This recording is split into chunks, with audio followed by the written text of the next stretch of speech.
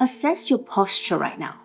How do you feel in your body? And how might someone perceive your body language right now?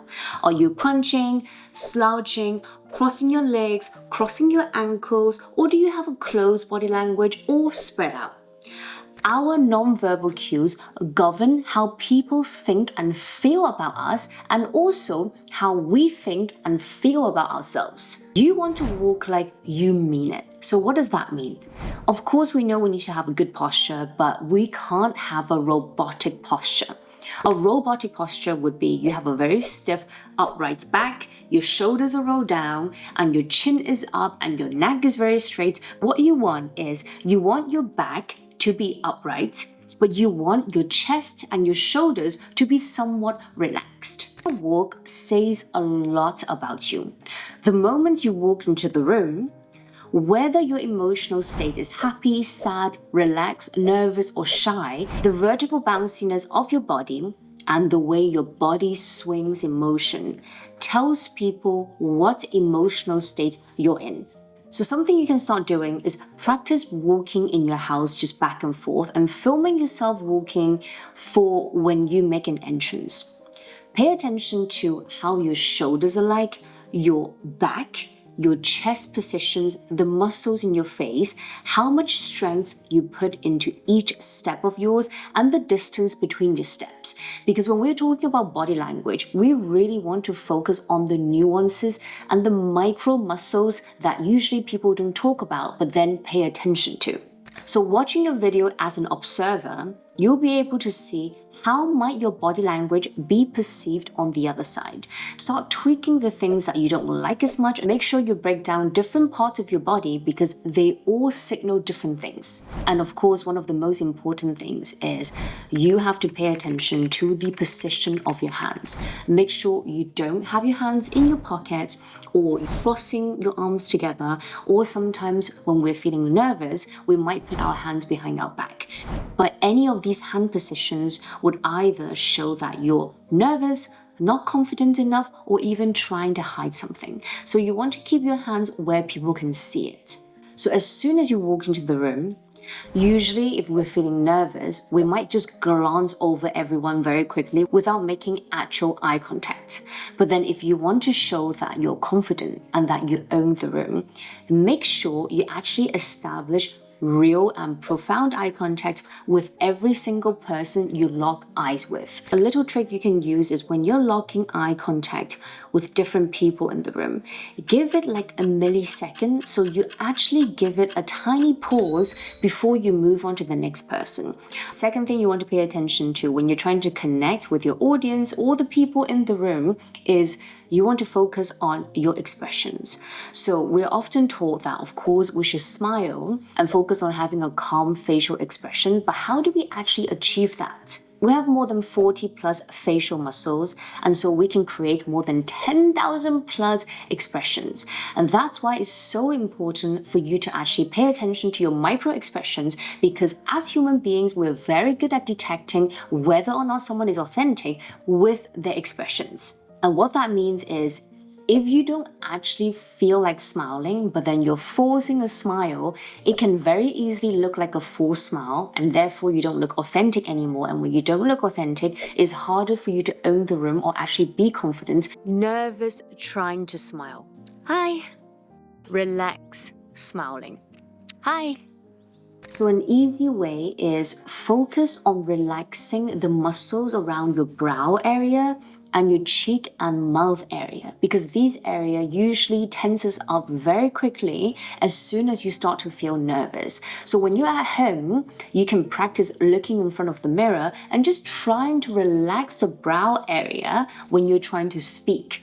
And so with practice, you almost have a muscle memory where you could intentionally relax your brow area when you're speaking, because you remember how to do that with the practice you've been doing at home. Here, your intention is also very important, because when you are pure with your intention that you're there to connect instead of to impress, it shines through. First element in interacting is your vocal confidence and pacing.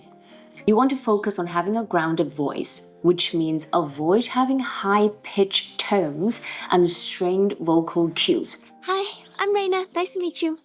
Whenever we start to feel nervous, our pitch rises, our diaphragm, throat, and neck tenses. And that's why you start to sound very strained when you're nervous. But what you want to do is try to practice speaking in your normal voice even when you're in a tense situation. Hi, I'm Reina. Nice to meet you. What really helps here before you go into a tense situation is literally roll your head around a few times because it helps to relax your throat and your neck and your head area so you're less tense before you start to speak. The second thing you can do is focus on having an upright posture. Because when you have an upright posture, your diaphragm and your lungs can expand fully. When we're feeling nervous, we often want to close ourselves up in a way to protect ourselves. But actually, you want to do the opposite if you want to trick your mind into thinking that you're actually not nervous. And a quick breathing practice you can do is practice breathing from your abdomen, your diaphragm, instead of shallow breathing. So one thing you can do before you enter into any social situations that you might be nervous of is you put your hand on your belly and you practice breathing from it instead of shallow breathing. Do that for a couple minutes before you enter into a situation and you will feel much more relaxed. Another thing you want to think about in your vocal confidence is having a measured pace. If you think about it, whenever people are nervous, they start to talk very fast or rush everything they're saying. The topic I'd like to talk about today is global warming, and 5 years ago this happened and that happened. Too rushed. Because we're having a fight or flight response where we want to escape the situation as soon as possible, and that's why it almost seems like we want to puke all of our words out. But it shows that you don't have temporal control.